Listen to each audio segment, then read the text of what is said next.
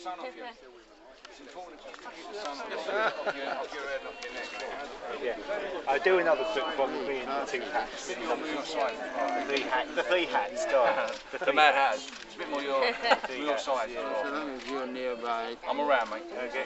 I'm hanging out. Here you go. Thanks. I'll go and grab see you Dan. You could walk for myself. Oh, no, happily I don't have anyone looking after me. We're still going to be quite slow. Right. This is my name's Megan. This is Frances. This is Nigel's boss. Oh, no. She wants to be called. Well, she's always. Maybe. But she's in the brass band at home, so she's going to be the professional pacer. I'm going to teach her.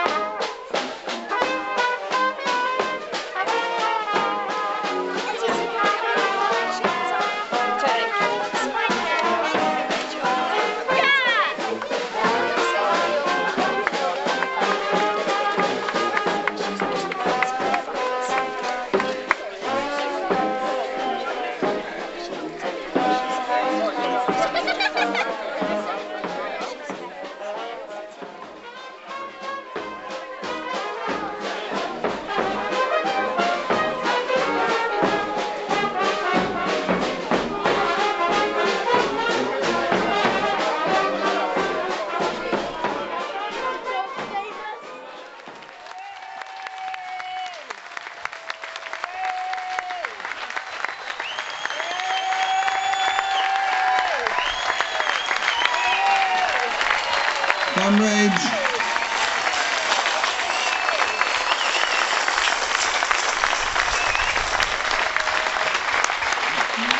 Tolpuddle and the story of what happened in Tolpuddle is an inspiration to everyone in this country.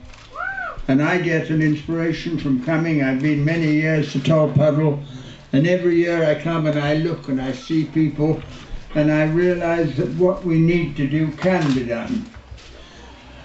I know there's some difficult problems we face, but just look back over history. How did they abolish slavery? I mean, slavery was well established, brought great wealth to the slave owners, but it was abolished because people said no, we won't accept slavery anymore, and it went. How did men get the vote? Because men didn't have the vote years ago, they fought for it. How did the women get the vote, the suffragettes? I mean, the suffragettes, to begin with, they were ignored, then they were mocked, then they were told they were mad, then they were dangerous, they locked them up, they went on hunger strike, they went subject to forcible feeding, and they stuck it out and women got the vote. And that's the point I want to make. It's a very simple point, but however difficult it is to see how the problems we face can be solved, if we look back over our history, we will find the inspiration. It was people like the people from Tolpuddle who gave us trade unions. And now you listen to a brilliant speech from Frances Grady, the General Secretary of the TUC, and she somehow, her presence there sums up the great victories of men and women and rights in going to a very important position in our country at the TUC.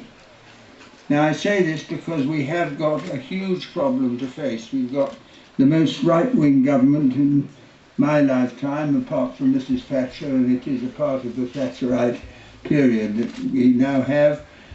We have a government which is making direct attack upon the trade unions, making attacks upon the public services. They want to privatise and sell off the Royal Mail, which is one of our oldest public services, and they think they can make profit for their friends in that way. They're going to privatise part of the National Health Service by bringing in private companies that will run hospitals, making a profit out of it, and that's what they hope we will accept. They're cutting benefits, they're cutting pensions, they're removing rights, and we have to fight against those changes in the same way that our forefathers fought against the examples that I've just given.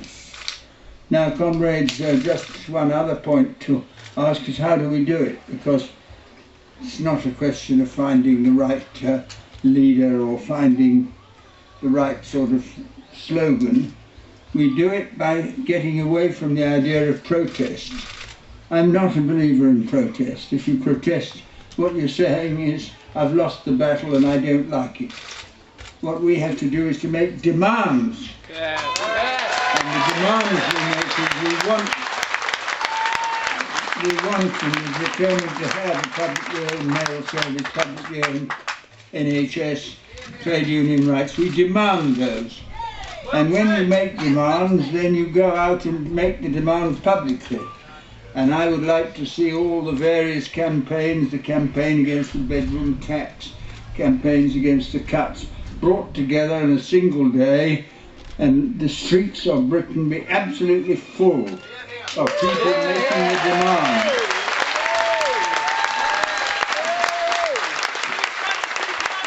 If people go on strike, they should be supported, but people who go on strike are making a sacrifice of their income, and that's something you have to respect.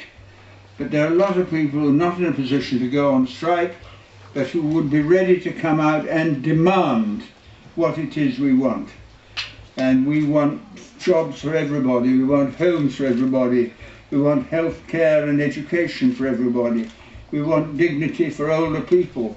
And I say that as an old person myself who needs quite a bit of care.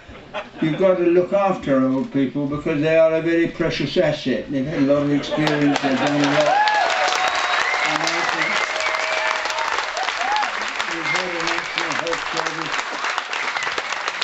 had a national health service, we should now have a national care service, which provides for those people who are looked after.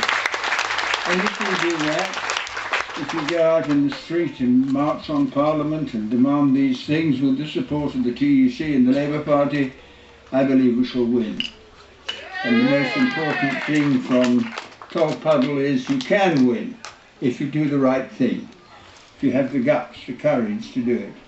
So it's a test for us as to whether we have the guts and courage to do what John Hamlet and others in Tolpuddle did, and if you do, I believe we shall win. And that confidence that we can win and will win is what we need at a moment when people are a bit demoralised. So keep up the fight. Good luck. Thank you again for inspiring me and so many other people. I'll be here again next year. And I look forward to it.